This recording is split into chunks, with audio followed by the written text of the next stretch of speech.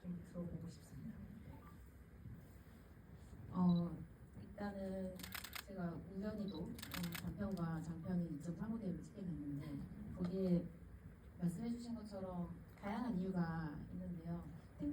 이 새벽의 빵구 같은 경우에는 일단 그 관계의 그 거리를 제가 보여주고 싶었고 그거를 가장 잘 드러낼 수 있는 게 이 화면비라고 생각을 했던 이유가 제가 보여주고 싶었던 이미지들이 이 방진복이면 눈이 있잖아요. 가려진 눈, 그러니까 다 가려진 눈만 보이는 상황.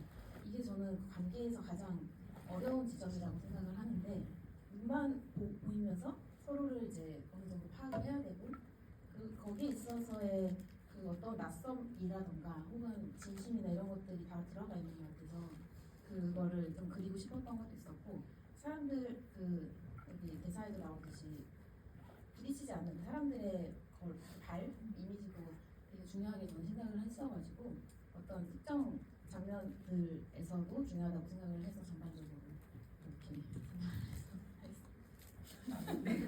네, 사실 뭐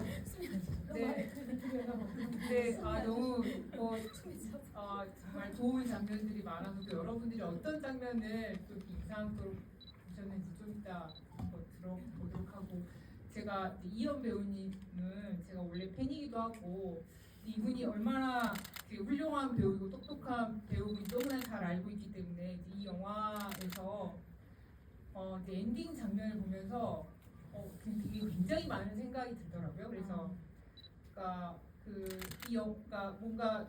제가 이 영화를 보는 동안 이 인물들이 어떤 사람인지 좀 알 것 같은 거예요. 지원이가 어떤 사람이고 주희 뭐 한별 알 것 같고 이러니까 이렇게 행동했겠지 했는데 그 마지막 장면을 보면서 무슨 생각을 했냐면 내가 잘 모르는구나. 근데 저 사람이 지원이라는 인물이 그동안 한 행동들이 굉장히 나름 되게 고민하고 결단처럼 한 행동들이 너무 많은데 나는 그냥 그렇게 봤다 약간 그런 느낌. 그래서 내가 세상에 대해서 잘 모르고 그 사람들에 대해서도 되게 잘 모른다는 생각이 또 드는 거예요. 그래서 저 사람의 저 눈물에 대해서 뭐 단순히 주위의 죽음 뭐 그런 문제가 아니라 영화 엔딩이 이렇게 이거에 이 영화 전체를 다시 생각하게 만든 그런 영화가 뭐 있었나? 뭐 애정만의 끝도 뭐 사람들이 말할 수는 있겠지만 그래도 정말 되게 탁월하다는 생각이 들었고 그 역할을 해내고 그 장면을 수행해내신 그 이현 배우님께 그 지원이라는 역할을 처음 만나서 설계하셨던 방식 그런 게 사실 너무나 궁금하고 이 배우님이 어떻게 그걸 해내셨는지 그리고 엔딩 장면에 대해서 좀 듣고 싶습니다.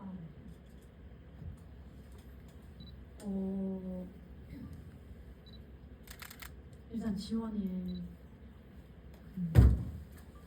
어딘가로 이동을 하고 행동을 한다는 건 어떤 거에 영향을 받고 목적이 있다는 거잖아요. 근데 제가 생각한 지원이가 본인이 있던 곳에서 조금은 동떨어진 이곳으로 이동을 한 건 환경을 바꾸고 싶었고 근데 그 환경을 바꾸면은 날 알고 있는 모든 사람들과 단절되고 싶다라는 생각이 가장 크다고 생각했어요. 그리고 그 단절에서는 더 이상 이어짐은 없었으면 좋겠다. 근데 그 이어짐이 없으려면 저는 자극도 없었어야 한다고 생각하거든요. 자극이 있으면 리액션이 갈 거고 그러다 보면 그게 악연이든 인연이든 이어짐이 생기잖아요.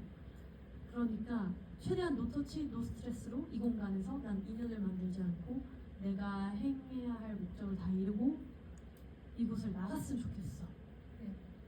의 목적성으로 들어왔는데 언제나 삶은 내가 원하는 방향대로 흘러가지가 않잖아요. 거기 이제 주희 같은 친구가 나타날 줄은 정말 꿈에도 몰랐고 난 그냥 조금은 나이스하지만 조금은 그냥 속을 모르겠는 어떤 그냥 쟤는 저렇게 혼자 있고 싶은가 보다 라는 그런 뉘앙스로 있고 싶었지만 그 틈을 파고드는 주의 덕분에 인간이 어떻게 100% 외롭고 싶겠어요. 어떻게 100% 고독하고 싶고 어떻게 100% 진짜 나는 혼자이고 싶어라고 생각하는 사람은 저는 없을 거라고 생각하거든요. 단 0.1%의 가능성을 제 안에 두고 있을 거라고 생각하는데 그 조금의 퍼센티지를 뚫어버리는 그 주의가 저는 결국엔 마지막 엔딩의 지원이를 만들었다고 생각을 해요. 주의가요. 네.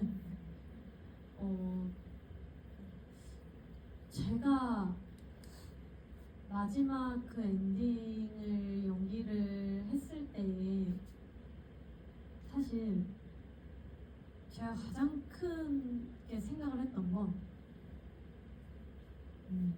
저는 이제 주희 같은 친구를 보내본 적이 없고 그 맞이하는 새벽을 누군가를 보내고 그 다음에 맞이하는 새벽을 느껴본 적이 없어서요. 그래서 그 새벽을 공감하는 의미로 연기를 했던 것 같아요. 어쩌면 누군가는 그 시간을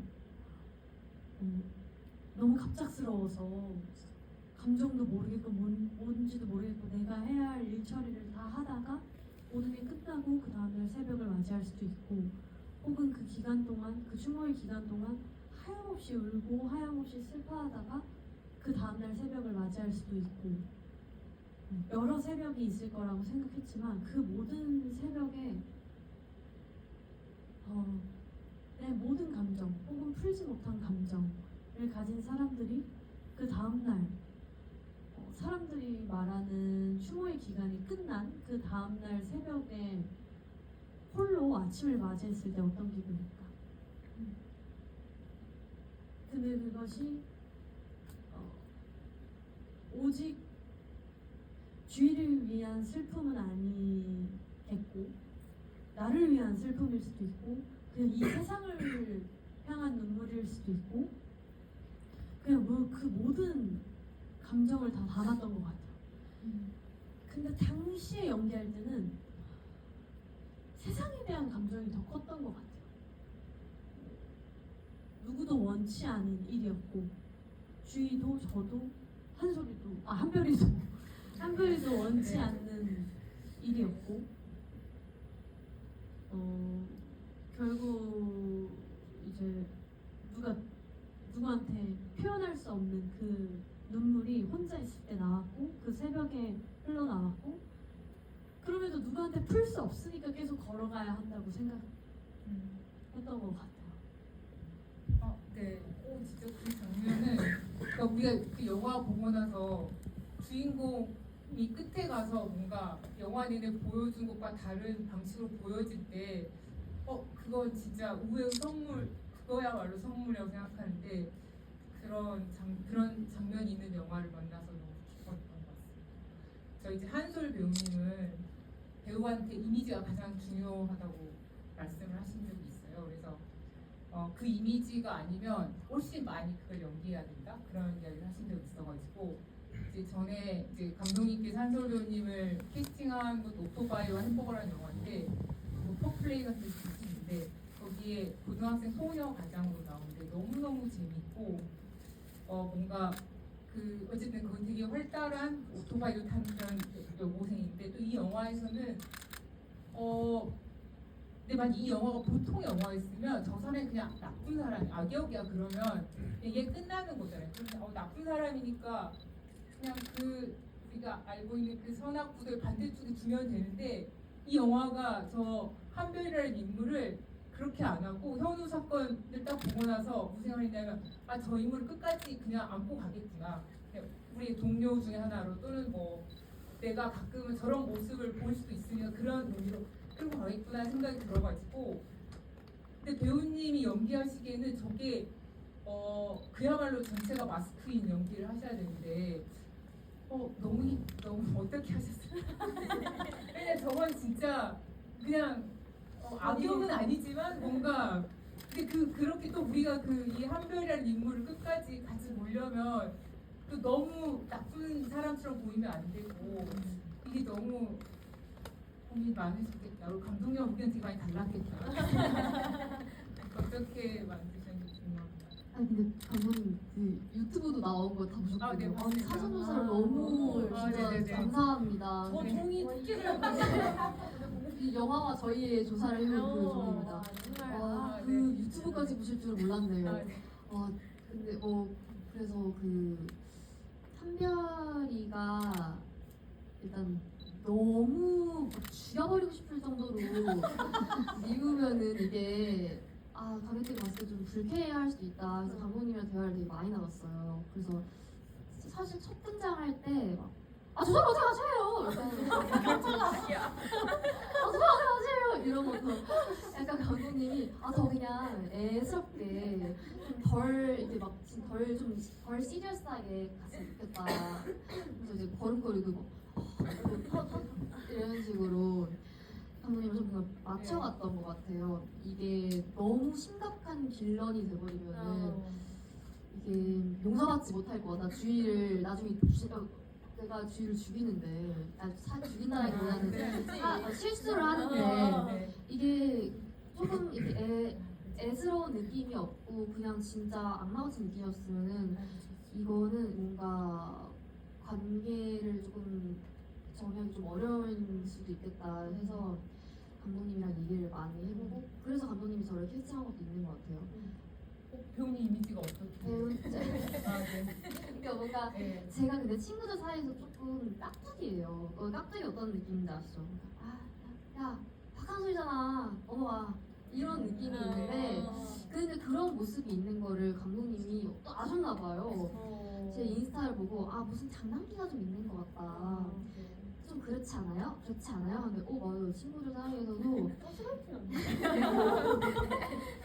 약간 친구들은 좀 케어를 받는 스타일인데 뭔가 그런 걸 딱 저의 모습을 캐치하셔서 딱 이 한별이 잘 캐스팅 해주신 것 같아요.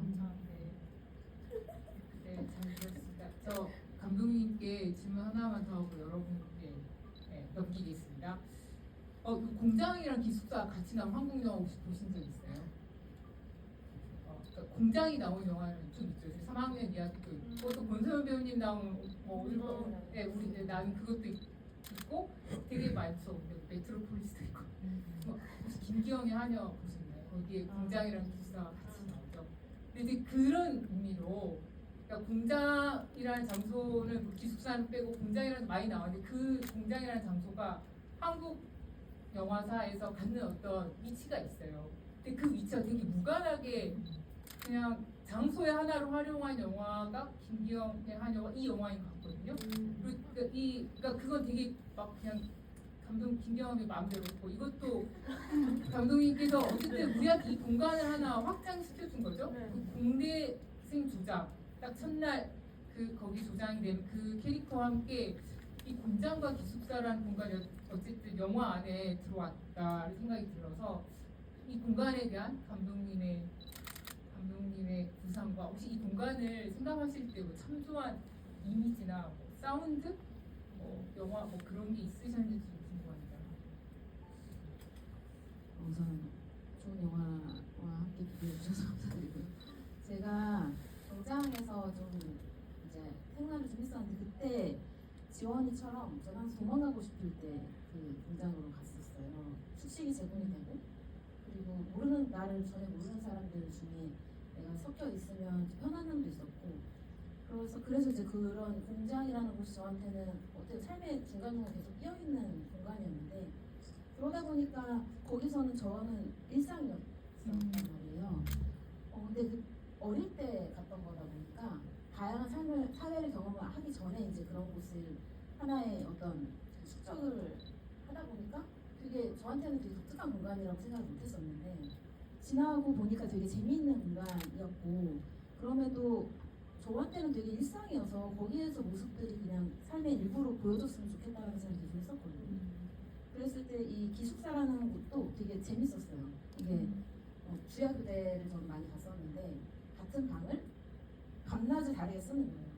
그 두 사람이 안 만날 수도 있고 교대주가 아니면 전혀 만날 일이 없고 왜냐면 일찍 출근을 해야 되니까 그러면 그 출근한 동안에 퇴근을 하고 이게 하루에 만날 시간이 없이 한 공간에서 삶이 두 개가 이어져 있다는 게 너무 재밌었고 그런 것들이 또 이제 되게 뭐랄까 이 나누는 사람들이 너무 다 다양하고 너무 다른 사람들이 같이 사는 건데 크게 어떤 문제가 발생되지 않는 것도 신기했고 어떤 문제가 발생하더라도 그런 것조차도 되게 저한테는 그냥 일상으로 되게 다가왔단 말이에요. 그래서 이 공간을 한번 제대로 그냥 보여주고 싶다라는 이미지가 인상이 계속 있었고 그래서 이제 쓰게 된 것 같습니다. 네, 그 공간이 사실 노동과 숙식이 한꺼번에 이루어지는 곳이어가지고 거의 사생활이 없어서 지원이가 그 차 안에서 전화를 잠깐 보고 그냥 그 공장이 다른 의미로 거기서 차 안에서 보이고 이 영화의 탱고가 나온 이유도 공장과 기숙사에서 이 인물들을 바깥으로 빼내기 위해서는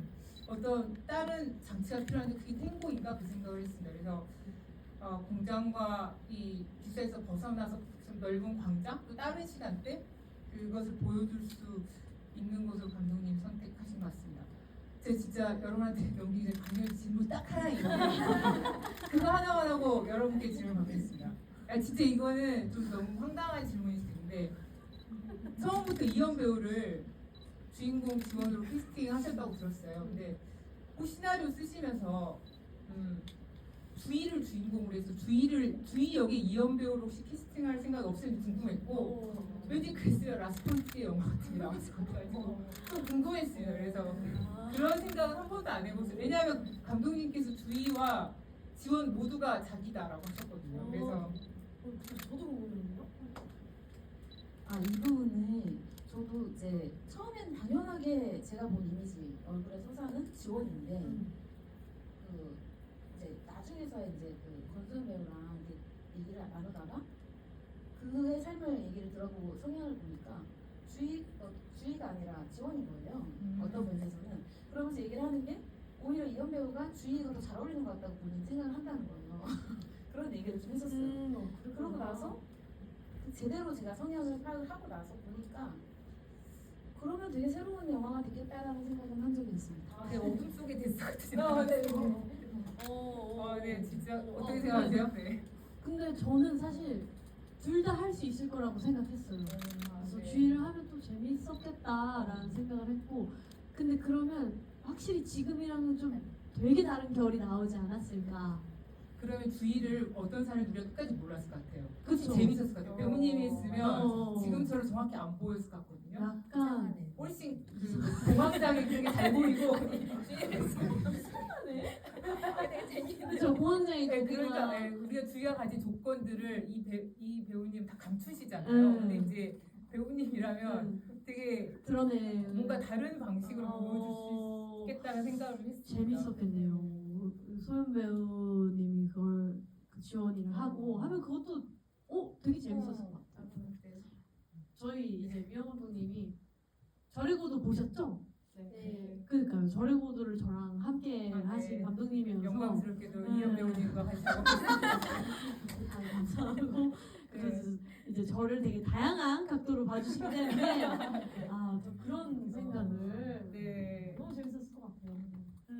한별 배우님 혹시 탐나는 역할 없습니까? 지원, 지원과 주희 중에? 둘 중에 하나만 와 진짜 너무 어렵다. 꼭 해야 된다. 저는 지원이요. 왜요? 주희가 너무 어려울 것 같아서. 춤 잘 추신다면서요, 그 전에. 춤이요? 네. 그렇죠. 그런데 주희가 저는 영화를 보면서도 이거 진짜 어렵다. 어떻게 하면 또 다른 모습이 있을까? 그거 과정이 이제 그러면 소연 언니가 감독님이랑 9시간 통화했다고 그랬거든요. 저도 9시간 통화해야 되고 6시간 만나야 되고 해야 되니까 그러면은 담배 내야겠다. 네. 너무 감사합니다. 자, 질문 받겠습니다. 네, 맨 먼저 드신 분. 네. 마이크 없죠? 오늘은 마이크가 없습니다. 큰 일단- 소리로 하셔야 돼요. 일단 근데 한번 네, 해보시죠. 한번 해보시고 필요하다 싶으시면 네, 안녕하세요. 저는 영화를 사실 오늘 안 보긴 했는데 그 전에도 제가 여러 번 봐서 오늘은 좀 영화를 좀 안 봤는데 제가 저번에 했던 케이크를 주문을 하면서 그 포스터를 업체에 맡겼더니 업체에서 하시는 말씀이 그러니까 점점점 있는 그 선도 표현하냐고 말씀을 하시더라고요.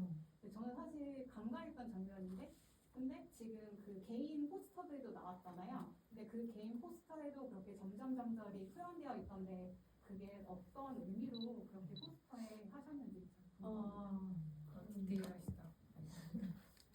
사실 제가 포스터를 만든 건 아니어가지고 이게 이제 디자인 해주시는 분이 그런 그 영화의 리듬이나 이런 스텝을 그렇게 표현을 해주셨다고 들었는데 맞죠? 네, 그렇다고 들었고 그게 선으로 이렇게 표현을 그것도 그냥 선이 아니라 점선이라는 게 저도 되게 재밌었고 그게 있음으로 해서 더 이 영화의 결을 잘 살릴 수 있는 것 같다는 생각을 했습니다. 좋은 정보 감사합니다. 제가 봤을 때 마이크를 드리는데 너무 힘드시죠? 제가 괜찮아요? 질문 네. 마이크를 드리는 게 좋을 것 같아요. 네. 어떤 분이요? 저 맨 저기. 뒤에 계신 분입니다. 노란 시네큐밖에 오셨잖아요. 맞아요. 아 그래요? 그 예고 중간고사 교육입니다. 때 째고 났다고. 예? 중간고사 때 아. 수업 째고 왔다고 그때 기억나요. 그렇구나. 말하세요. 네 말씀하시면 돼요. 안녕하세요. 그때 그 시네큐브 지을 때 마지막 질문했던 다시 질문하고 네, 싶어서 너무 기억나요. 네. 그 작업복 질문이랑 이 제목의 의미 질문을 두 개를 하고 싶은데요. 작업복 그 모자 부분에 귀가 망사로 되어 있잖아요. 근데 그 망사 사이로 다른 지원이나 다른 사람들은 귀가 보이는데 그 한별이만 귀가 안 보이고 정수리에 이렇게 고무줄로 묶여 있어서 귀가 안 보이거든요. 그래서 여기 어떤 의미가 담겨 있는 건지 너무너무 궁금했어요. 그리고 새벽의 의미가 궁금했는데 왜 새벽에 광고인지 그 어두운 시간대는 저녁도 있고 밤도 있고 그리고 마지막 새벽인데 새벽은 제일 해가 뜨는 시간이랑 가깝잖아요. 그래서 저는 새벽이 있으면 반드시 아침은 온다라고 생각을 하는데 그래서 잠시만요. 어디까지? 귀여워.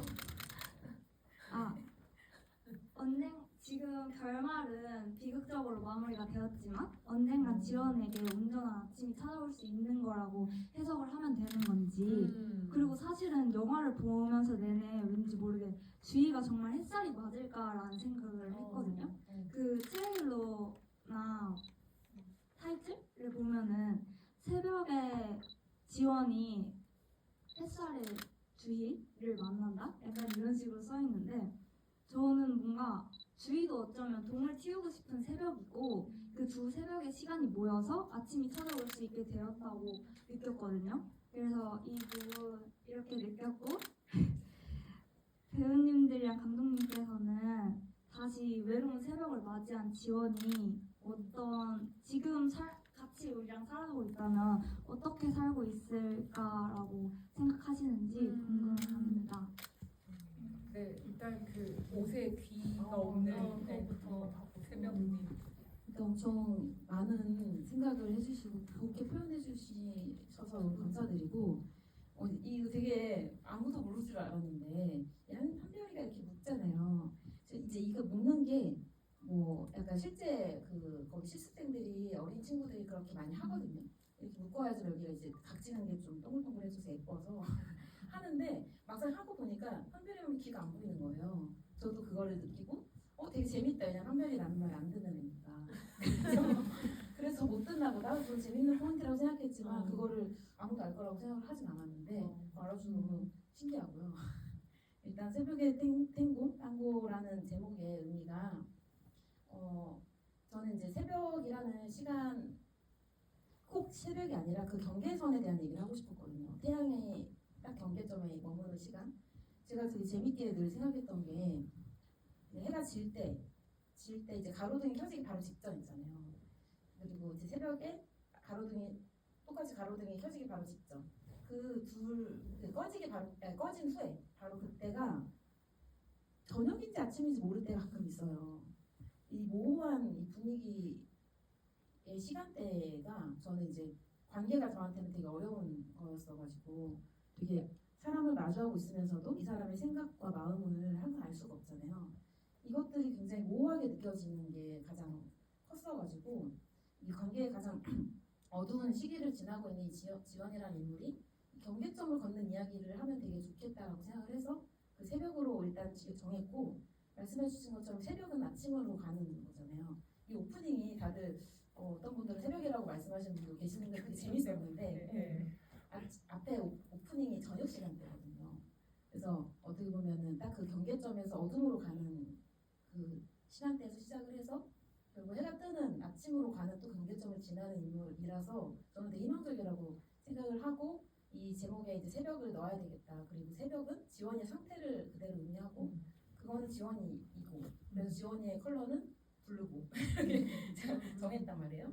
그러다 보니까 이제 새벽인 그런 의미고 이 탱고라는 그 소재도 너무 이제 이 관계를 드러내고 있는 너무 매치가 잘 되는 관계 그대로 상징성 있는 소재인데 이 탱고는 저는 관계 완성이라고 생각을 해요. 실제 그 춤의 에센스가 이게 완벽한 관계를 드러내고 있는데 새벽에 탱고하면 새벽에 추는 탱고를 하게 되면 이 어둡고 모호한 이 관계가 좀 더 선명해지지 않을까라는 생각으로 그 제목을 이렇게 짓게 됐었고요. 그렇습니다. 네, 감독님 좀 상세한 답변 감사합니다. 그리고 관객분께서 해주신 해석 너무 좋았습니다. 감사드려요. 질문, 네, 저 뒤에서 두 번째 네. 안녕하세요. 잠깐 듣고 다시 해볼까요? 네, 마이크. 안녕하세요. 우선 저는 처음 오늘 영화를 봤는데 그 주희가 가지고 있는 소원 팔찌에 대해서 질문하고 싶어서요. 그 주희에게 어쨌든 소원 팔찌는 없으면 불안한 존재라고 했잖아요. 근데 그와 동시에 소원 팔찌가 끊어져야만 이제 소원이 이루어지는 그런 구조인데 이제 같이 탐구를 추다가 주희의 소원 팔찌가 끊어졌을 때 주희는 왜 기뻐하지 않았는지와 이제 그 주희가 가지는 소원 팔찌가 어떤 의미인지 궁금하고요. 그리고 또 지원이가 주희의 소원 팔찌를 다시 꼬매서 줬잖아요. 그래서 이제 주희의 소원이 이루어지지 않은 것이 아닌가 하는 그런 의미가 있는지 한번 갑자기 생각이 들어서 네. 네. 네. 네, 우선 그 지점에 대해서 또 이제 잘 모르시는 분들도 계시는데 좀 캐치해 주셔서 감사드리고 이게 염주잖아요. 염주가 이제 염주가 다 떨어지면 소원이 이루어진다라는 게 사실 끊어지는 의미가 아니라 오래 차 보셨는지 모르겠는데 염주를 오래 차다 보면 이게 나무잖아요. 갈라져서 떨어지거든요. 하나하나 다 떨어지면 이제 그게 그만큼 오랜 시간이 흐르는 거잖아요. 그래서 그런 이제 미신이 있는 것 같아요.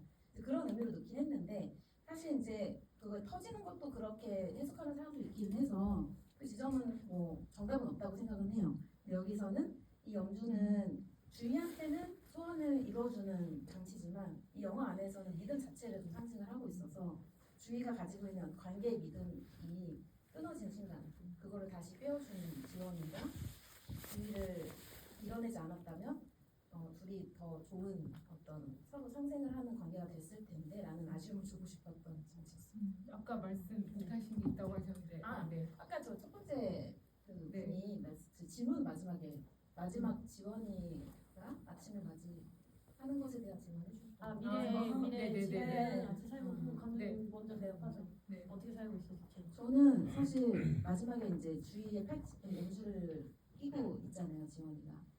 저는 그 지원이가 그제서야 이제 그 큰 존재를 상실이 입고 나서 크게 갑자기 몰려오는 그 경험을 겪고 나서는 주희처럼 살 거라고 생각을 하고 주희처럼 살 거라고 계획을 했습니다. 저는. 각자 생각이 다. 네. 저는 주의가 될 수는 절대 없을 거라고 생각을 했고 어쨌든 어떤 방식인지는 모르겠지만 애를 썼을 것 같아요. 근데 그게 기간이 좀 많이 걸렸을 것 같고 어쩌면 모르겠지만 이제는 도움의 손길을 구하지 않았을까요? 그러니까 이번에 혼자 해보려고 했잖아요.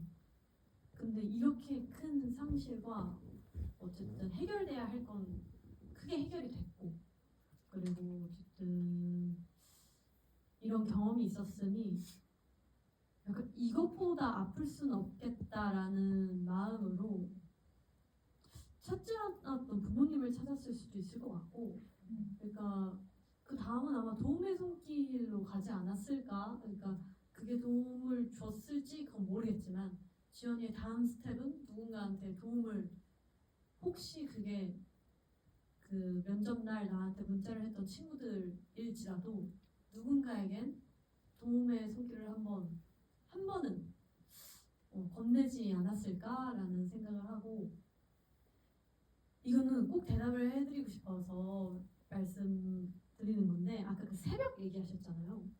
근데 아까 새벽이 지원이라고 하셨잖아요. 그 지원이라는 역할을 구축을 할 때 제가 새벽의 기분을 되게 많이 상상을 했었거든요. 근데 새벽이 사실 그 자다가 문득 새벽 깰 때가 있잖아요. 원래 일어나기로 계획한 아침이 아니라 새벽에 문득 깼을 때 아무한테도 연락할 데가 없고 그 되게 조용하고 밖에는 어둡고 되게 혼자가 아닌데도 혼자인 것 같다 세상에서 나 혼자만 있는 것 같아 라는 생각이 스칠 때가 있거든요. 그럼 그때 그 주변 친구들한테든 언니들한테든 혹시 깼을까? 혹시 누군가가 일어나 있을까? 라는 궁금증은 있지만 새벽에 연락하는 게 예의가 아니기 때문에 그 연락을 꾹 참아요. 그리고 그냥 다시 잠이 오길까지를 좀 기다리거든요. 혹은 내가 일어나야 할 시간이 좀 남아있으면 조금밖에 안 남았으면 그럼 뭐 영화를 한 편 보든지 제 마음을 조금 허전한 이 호르몬의 장난인지 도대체 이 환경이 주는 나의 장난인지 이 기분을 좀 채울 수 있는 무언가를 찾죠. 근데 그때 그 순간이 지원이의 장기적인 순간이라고 생각했어요. 그러니까 누군가한테 단 1%의 마음으로라도 누군가와 닿고 싶지만 닿을 수 없는 그게 내가 막는 내가 연락하지 않는 선택을 하는 내가 닿지 않는 선택을 하는 지원이의 상태가 아닐까 하고 지원이를 맨 처음 그렇게 구축을 했고 그게 구축이 되다 보니까 이제 감독님이랑 계속 이제 디벨롭을 한 것 같습니다. 배우님이 새벽에 오늘 그러니까 캐릭터로 배우님한테도 사실 한별이라는 사람도 이제 지원이가 도착해서 영화를 시작하지만 모두가 떠나잖아요. 주희도 죽고 그래서 한별도 사실은 떠나는데 한별의 우리 마지막 장 사실 한별이 우는 장면으로 봐요. 그래서 그 한별도 이제 떠나는 한별 사실 애쓰지 마라는 말도 듣는 당사자잖아요. 떠나는 한별 이후의 한별에 대해서 좀 말씀해 주시죠. 그때 감독님이랑 얘기할 때는 감독님이 한별이 그냥 그러고 그냥 똑같이 살았을 것 같다고 하지 않았어요? 네, 그랬던 것 같은데 아닌가? 근데 저의 바램을 얘기하자면 그 주희 언니를 잃음으로써 그리고 발을 처음 밟힘으로써 관계에서 오는 그런 아픔을 처음 겪는 성장통을 겪고 조금은 나아지지 않았을까. 근데 그래도 어리고 경험이 많이 부족하지만 이전보다는 조금 더 성숙해지지 않았을까라고 하는 저희 바람입니다. 네. 충분히 저는 한별이 그냥 그 비아냥거릴 때보다 진짜 화낼 때 그때는 정말 저 사람이 진심이 보여서 어떤 식의 변화가 가능할 거라고 생각합니다. 질문 있으세요? 네. 네, 일단 영화 감명 깊게 너무 잘 봤고요. 제가 궁금한 거는 주희는 한솔이를 엄마 같은 마음으로 한솔이 말고 죄송해요. 한별이 주희는 한별이를 엄마 같은 마음으로 안쓰럽게 생각한다고 했는데 그러면 지원이는 한별이를 어떻게 생각을 했을지에 대해서 궁금합니다.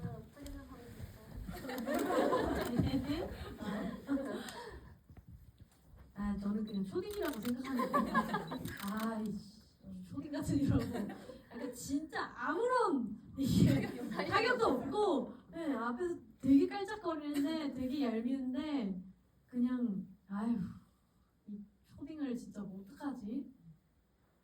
그래도 얘도 살려고 하는데 진짜 애쓴다 이러고 그냥 가장 당황했던 순간은 그때였을 것 같아요. 갑자기 그 공장에서 저기 보라랑 이제 싸우면서 창고에서 갑자기 우리 언니한테 막 샤라샤라 막 이렇게 하잖아요.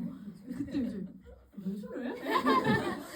갑자기 왜 이래? 이러면서 근데 그게 진짜 찐이었거든요. 이 초딩이 왜 이래? 약간 이런 느낌? 그래서 사실 정말 엮이고 싶지 않은 아이를 보고 있지 않았을까라는 생각합니다. 네, 감사합니다. 혹시 질문 있으실까요? 없으시면 저 지목. 네, 좋습니다. 네.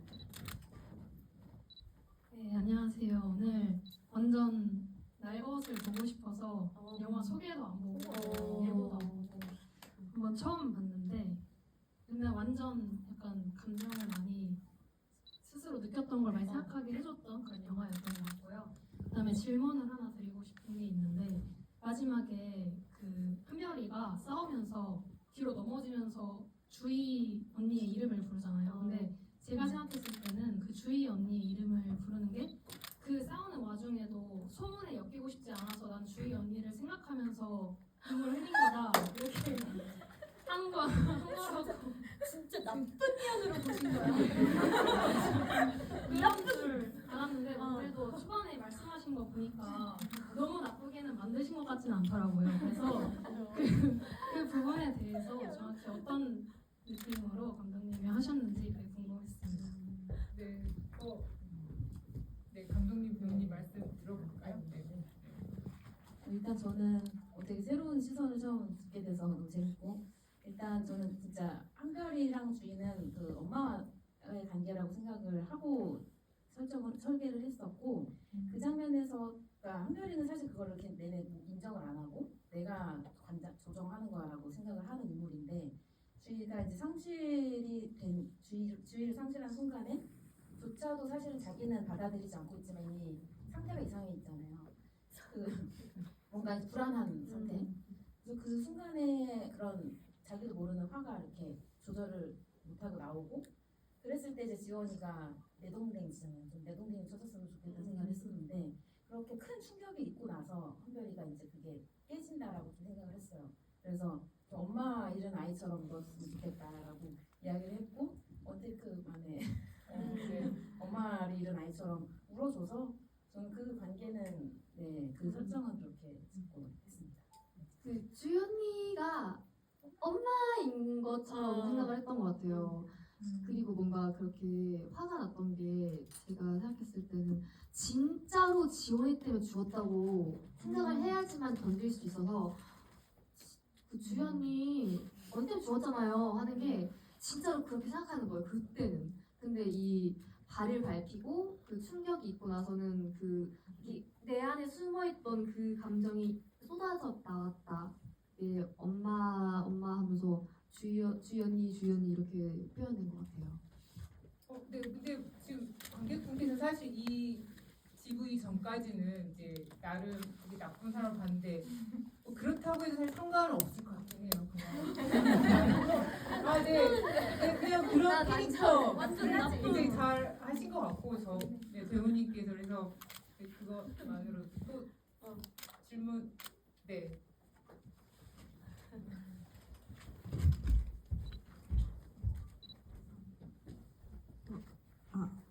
네, 저는 부곡제에서부터 봤었는데 되게 오랜만에 보니까 또 좋더라고요. 그래서 너무 재미있게 잘 봤고 저는 그 되게 캐릭터가 지원이는 되게 속을 모르겠는 사람처럼 그려지고 주희는 되게 그 감정이 겉으로 다 티나고 막 그렇게 보여지는데 그럼에도 불구하고 뭔가 지원이가 주희를 보면서 얘 진짜 뭔가 속을 모르겠다 싶은 순간이 있었는지가 궁금하고 그리고 이제 아까 배우님께서 말씀해주셨듯이 그 주희가 한 틈을 파고 들어갔다고 했는데 지원이가 주희한테 처음으로 이렇게 확 감긴 순간이 언제였는지 궁금했습니다.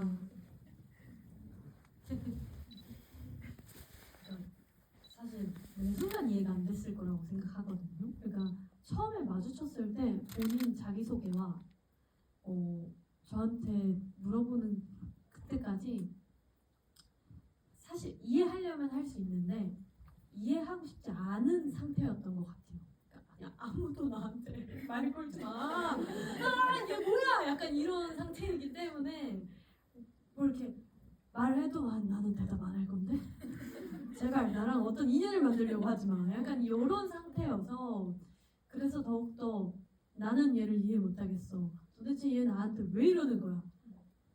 이런 마음으로 주의를 계속 봤던 것 같고 그리고 이제 그 사고가 공장 사고가 났을 때 주의 행동이 정말 이해가 안 됐을 것 같아요. 그러니까 특히 그 무릎 꿇고 이제 극 중에 현우에게 무릎 꿇고 이야기할 때는 정말 네? 이렇게까지 이제 계속 이해를 해보려고 노력을 하다가 여기선 진짜로 이해가 안 돼 버리는 상황이 도착을 했을 때 왜 그때는 사람이 이해를 넘어서 그냥 인정해버리는 순간이 오잖아요. 그냥 다른 쪽으로 풀려고 했던 것 같아요. 그 무릎 꿇고 그 시퀀스가 지나고 방 안에 들어왔을 때 지원이가 생각하는 방향이 있었고 또 주희가 완전히 생각하는 방향이 있었으니까 지원이는 여전히 자기의 방향이 맞다고 생각을 하면서 주희를 설득을 시키려다가 아 이게 진짜 안 통하는구나. 그리고 갑자기 나한테 땅굴을 치자고 하네. 그래서 사실 실수를 한 거거든요. 그때부터 사실 인정을 한 것 같고 아마도 똑같은 지점인 것 같아요. 이렇게 내가 생각했을 때 이렇게 심각하고 이렇게 가면 안 되는데 얘가 이거를 보상해 줄 필요가 없는데 그럼 얘를 어떻게 보상을 안 하게 하지? 그럼 어떻게 풀어주지? 하는 이 상황에 주희가 갑자기 그렇게 걱정돼? 그러면 나랑 탱고 한 번만 쳐주자 이렇게 얘기하는 순간 말씀하신 대로 감겼을 것 같아요. 그래서 이제 실수가 터지지 않았을까. 얘 이거 찐이구나. 그래서 그때부터 조금 마음의 문을 진짜 주희가 계속 노크질을 해서 저는 주희가 연 게 아니라 지원이가 발로 이렇게 이렇다고 생각해요. 열어라 그래. 이렇게 발로 밀어서 주희가 이제 조금씩 또 배려한답시고 조금씩 열었던 게 아닐까라는 생각을 합니다. 네. 자, 또 네. 그 댄스 스포츠 장르 중에서도 말츠나 삼바 같은 다양한 종류들이 있는데 하필이면 왜 땅고를 선택하셨는지 궁금합니다. 이 땅고라는 게 이제 우리나라에서는 탱고로 좀 인식이 되어 있고 흔히 이제 무대 위에서 주는 화려한 탱고를 많이 생각을 하시잖아요.